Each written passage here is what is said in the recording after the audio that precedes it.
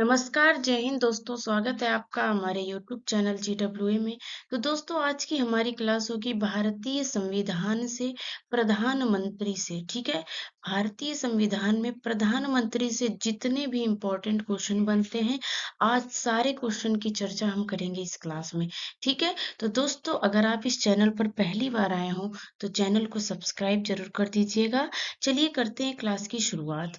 जय माँ सरस्वती सदा सहाय। चलिए पहले प्रश्न की चर्चा करेंगे हम। क्या है पहला प्रश्न कि प्रधानमंत्री की नियुक्ति किसके द्वारा की जाती है। देखिए, प्रधानमंत्री, मुख्यमंत्री कोई भी हो, हर पद पे जिस भी पद पे है उनकी नियुक्ति कोई ना कोई तो करता है। और नियुक्ति कौन करता है? राष्ट्रपति। ठीक है, प्रधानमंत्री की नियुक्ति किसके द्वारा की जाती है? राष्ट्रपति के द्वारा की जाती है। ठीक है, चलिए अगला प्रश्न है कि संसदीय शासन में वास्तविक कार्यपालिका शक्ति किसके पास होती है। तो देखिए, अगर देखा जाए कि संसदीय शासन में कार्यपालिका की शक्ति तो प्रधानमंत्री में होती है। हालांकि राष्ट्रपति के ऊपर सारी चीजें होती हैं, लेकिन कार्यपालिका की शक्ति, वास्तविक शक्ति किसके पास होती है? प्रधानमंत्री के पास होती है। ठीक है, चलिए अगला प्रश्न है कि प्रधानमंत्री की नियुक्ति संबंधी प्रावधान संविधान के किस अनुच्छेद में वर्णित है। तो अनुच्छेद कौन सा हो जाएगा आपका? अनुच्छेद 75 में प्रधानमंत्री की नियुक्ति से संबंधित प्रावधान संविधान के किसमें? अनुच्छेद 75 में वर्णित है। ओके, चलिए चलेंगे हम अगले प्रश्न की तरफ। भारत के प्रधानमंत्री पद के लिए उम्मीदवार की कम से कम कितनी उम्र होनी चाहिए। अगर उम्र की बात करेंगे कि प्रधानमंत्री पद के लिए उम्र कितनी होनी चाहिए, जी बिल्कुल 30 वर्ष आपकी उम्र होनी चाहिए। नहीं सॉरी, 25 वर्ष होनी चाहिए। ठीक है, कितनी? 25 वर्ष आपका ये क्या हो जाएगा? 25 वर्ष आपका ये क्या हो जाएगा? उम्र होना चाहिए। ठीक है, एकदम क्लियर। चलेंगे हम अगले प्रश्न की तरफ। प्रधानमंत्री की नियुक्ति राष्ट्रपति करता है, ये हमने पहले ही प्रश्न में किया कि प्रधानमंत्री की नियुक्ति कौन करता है? राष्ट्रपति करता है। लेकिन यह किस अनुच्छेद में वर्णित है?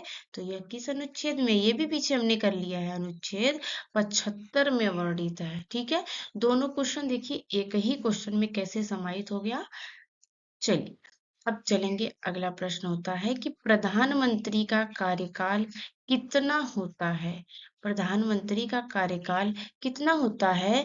जी बिल्कुल, प्रधानमंत्री का कार्यकाल 5 वर्ष होता है। ठीक है, चलिए भारत के प्रधानमंत्री के दायित्वों का उल्लेख संविधान के किस अनुच्छेद में किया गया है कि प्रधानमंत्री के कौन कौन से कार्य हैं, क्या क्या दायित्व हैं देश को चलाने के लिए।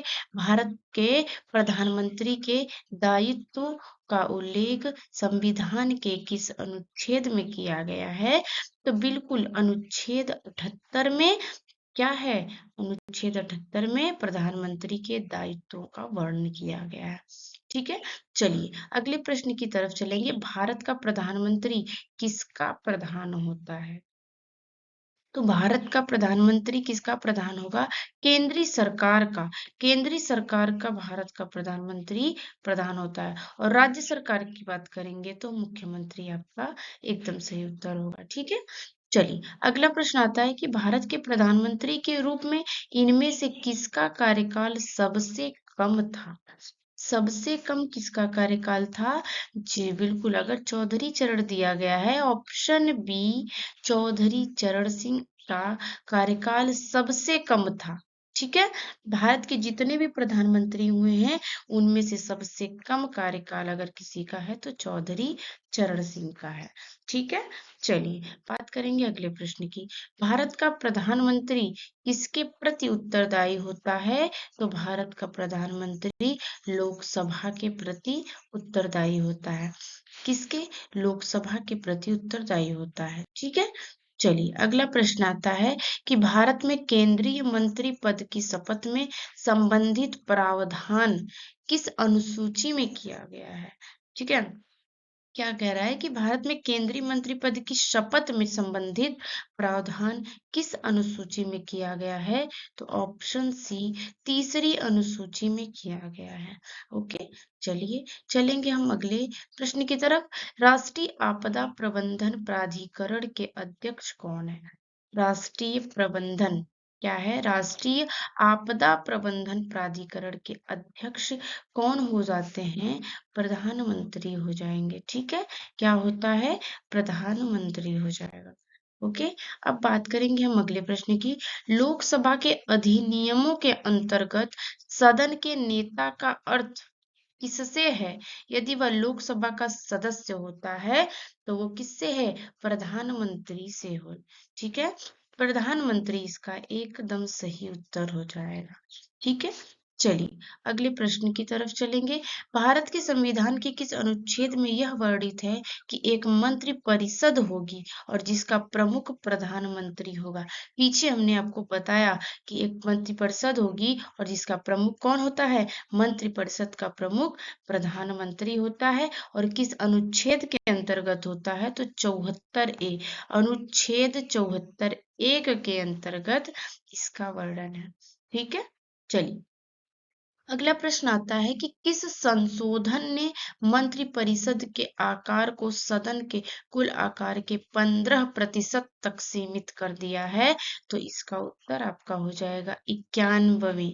कौन सा? 91वें कि कौन सा? 91वें संशोधन के अंतर्गत किया गया है। ठीक है, तो चलिए अगर हम बात करेंगे अगले प्रश्न की। अगला प्रश्न होता है हमारा कि भारत के किस प्रधानमंत्री के कार्यकाल के दौरान 9वीं अनुसूची को प्रथम संविधान संशोधन अधिनियम 1951 के द्वारा पुनः स्थापित किया गया था? ठीक है, प्रश्न हमारा आता है कि भारत के किस प्रधानमंत्री के कार्यकाल के दौरान 9वीं अनुसूची को प्रथम संविधान संशोधन अधिनियम 1951 के द्वारा पुनः स्थापित किया गया था? तो इसका हमारा उत्तर क्या हो जाएगा? जवाहरलाल नेहरू इसका एकदम करेक्ट आंसर हो जाएगा। ठीक है, तो चलिए हम चलते हैं अब अगले प्रश्न की तरफ।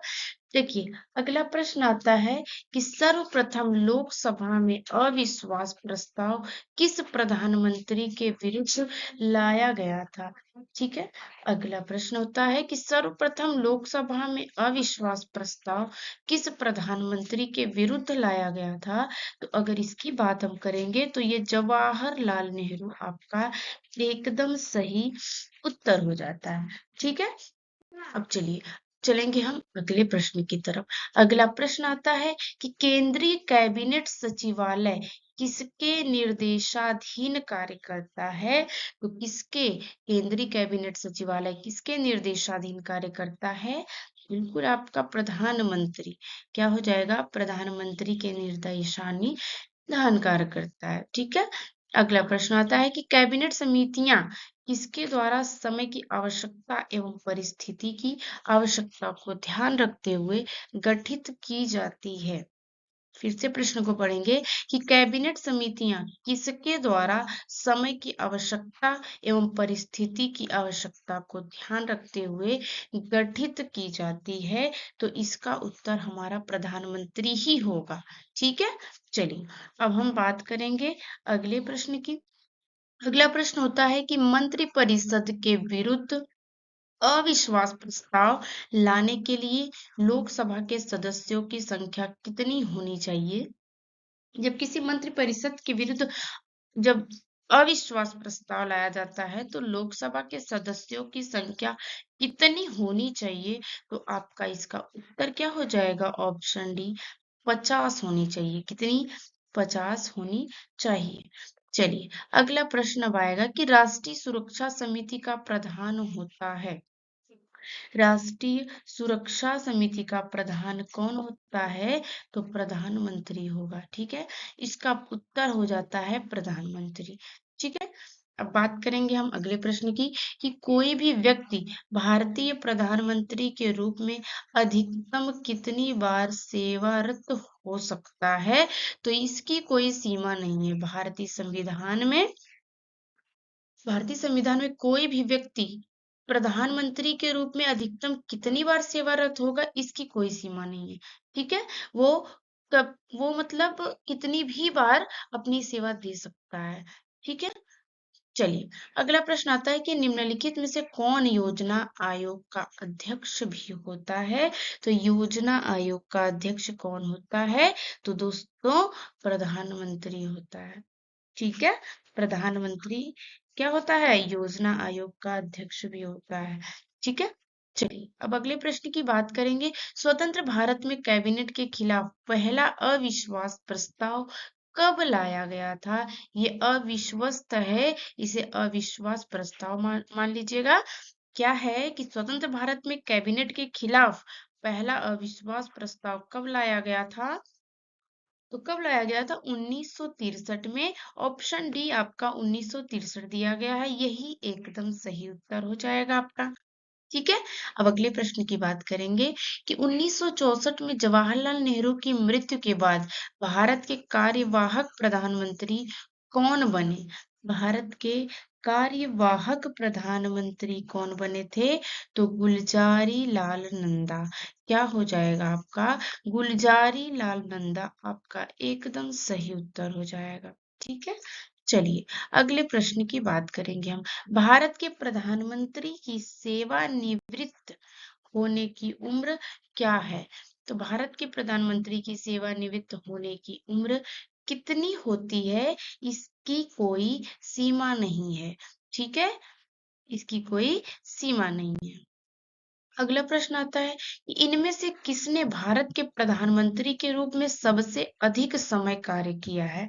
तो देखिए, अगर सबसे अधिक समय की बात हम करते हैं तो जवाहरलाल नेहरू आपका सही उत्तर होता है। कौन? जवाहरलाल नेहरू। सबसे अधिक समय अगर किसी ने दिया है प्रधानमंत्री के रूप में तो वह है जवाहरलाल नेहरू। ठीक है, अब बात करेंगे हम अगले प्रश्न की। भारत के प्रथम गैर कांग्रेसी प्रधानमंत्री कौन थे? देखिए, प्रथम गैर कांग्रेसी प्रधानमंत्री कौन थे? तो ये आपके होते हैं मोरारजी देसाई। ऑप्शन सी मोरारजी देसाई आपका एकदम सही उत्तर हो जाएगा। ठीक है, चलिए अगला प्रश्न आता है कि भारत के पहले प्रधानमंत्री जिनकी हत्या कर दी गई तो कौन है? इंदिरा गांधी। भारत के ऐसे कौन पहले प्रधानमंत्री हैं जिनकी हत्या कर दी गई? तो इंदिरा गांधी हो जाते हैं। ठीक है, चलिए अगला प्रश्न आपका आता है कि लाल बहादुर शास्त्री का कार्यकाल कब से कब तक भारत के प्रधानमंत्री के पद पर रहा था? तो इसका उत्तर आपका हो जाएगा 1964 से 1966। क्या हो जाएगा? 1964 से 1966 तक लाल बहादुर शास्त्री का कार्यकाल था। ठीक है, तो दोस्तों अब करते हैं इस क्लास को यहीं पे समाप्त। और क्लास में जितने भी क्वेश्चन है सारे के सारे इंपॉर्टेंट है और जो परीक्षाओं में चलते आ रहे हैं इस समय वो सारे क्वेश्चन हम इस क्लास में सब सेलेक्ट करके लाए हुए हैं। तो दोस्तों अगर क्लास आपको पसंद आती है तो क्लास को लाइक करेंगे, शेयर करेंगे। ठीक है, और अगर चैनल पर पहली बार आए हों तो चैनल को सब्सक्राइब करना बिल्कुल नहीं भूलेंगे। ठीक है, चलिए मिलते हैं अगली क्लास में। Thank you.